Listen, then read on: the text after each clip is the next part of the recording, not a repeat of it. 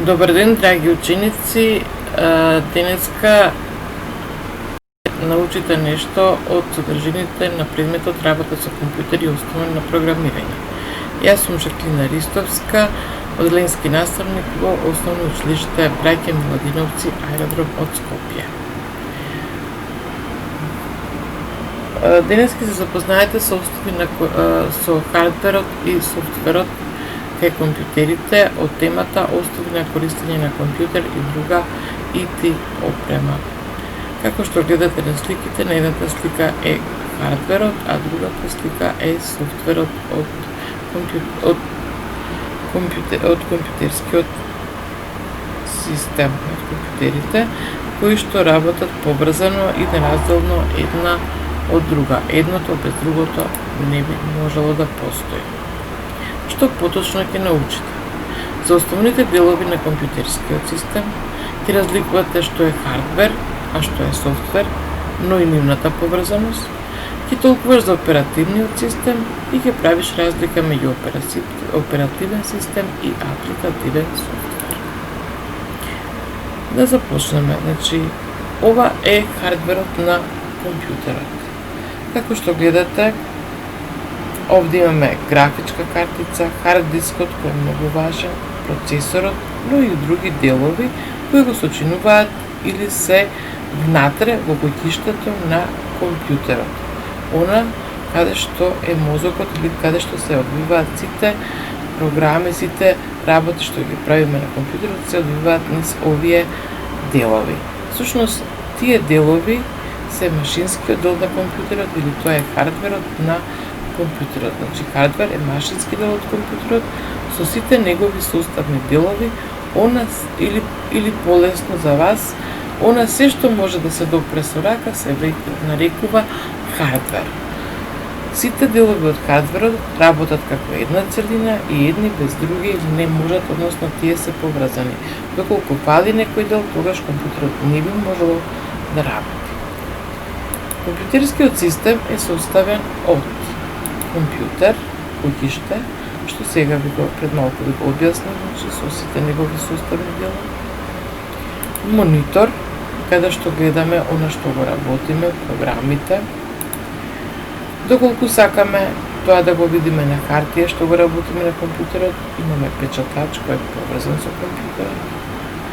Микрофон, доколку сакаме да разговараме со некого преку Skype или некоја друга програма, тогаш може да користиме микрофон, иако самиот компјутер има и свој микрофон, но може и посебно, микрофон кој е влезен уред. Слушалки, доколку сакаме само ние тоа да го слушаме, а другите не или на другите им причиме, тогаш користиме слушалки.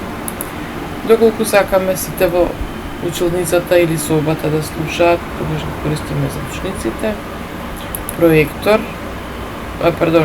USB меморија, каде ако сакаме нешто да преземеме од нашиот компјутер и да го дадеме на на другарчето или на некој друг во неговиот компјутер, за да може да се сработи нешто, користиме USB меморија или пак USB меморијата со нејзина помош, и внесуваме некои документи кои пак нас не се потребни од друго место. Проектор, кој обично се користи за презентации, односно она што на компјутерот се гледа, се поврзува со проекторот и на голема бела позадина се презентираат разни проекти, изработки и слично. Што е софтвер? Софтверот е пак сите програми што се наоѓаат внатре во компјутерот, со едно име се викаат софтвер. Софтверот е составен пак од оперативен систем и апликативен софтвер. Оперативниот систем мора да го има секој компјутер. Има разни видови оперативни системи, како што се Apple, Windows, Mac OS, Linux и други, има многу, но најкористени се овие, или кај нас се најкористени најмногу Windows и Linux. А во училиштата она што го користите е Linuxот. Оперативниот систем е програма инсталирана на компјутерот која возможува да работат пак апликативните програми. Значи, доколку во компјутерот инсталираме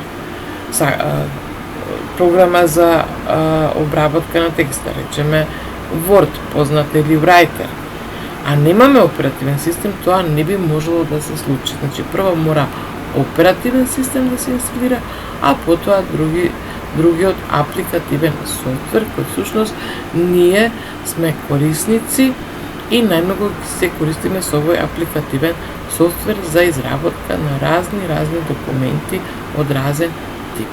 Еве сега ќе видиме што се содржи апликативниот софтвер, кои апликативни програми, кои всушност и вас ви се и најпознати и најблиски, бидејќи секојдневно работите со нив. Програма за обработка на текст, ова е знакот на Word, но во училиштата се користи и Writer. Програма за цртање, Paint или GNU Paint. Еве, ова е работната површина на Paint. Програма за анимација, каде што возможува да објектите, значи на екранот имаат разни движења. Потоа програма за презентации, најчесто користена програма во секојдневниот живот, во работата, во бизнисот, во школите и насекаде ширум сите работни места, односно денеска се што сакаме да презентираме, односно да го покажеме како свој труд, како проект, и ја користиме оваа програма за презентација.